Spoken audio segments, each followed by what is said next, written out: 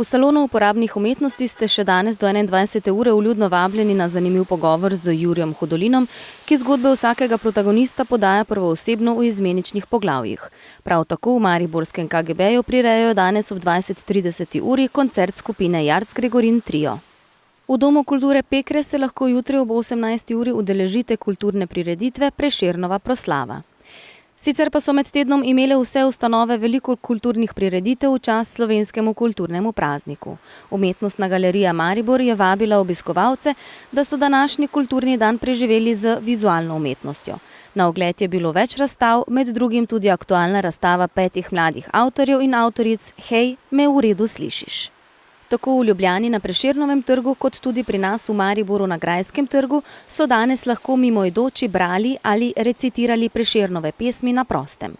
Za vse, ki so želeli kulturni in dela prosti dan preživeti v naravi, je bil organiziran zimski pohod iz Ruš na Areh.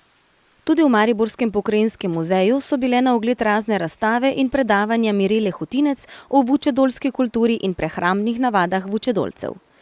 V Muzeju narodne osvoboditve Maribor so pripravili bogat program z javnim vodstvom po razstavah. Dan odprtih vrat in ogled aktualne dokumentarne razstave Auschwitz, kraj na zemlji, so imeli danes v sinagogi. Razstave so bile tudi v Fotografskem muzeju, Društvu likovnih umetnikov Maribor in v fotogaleriji Stolp.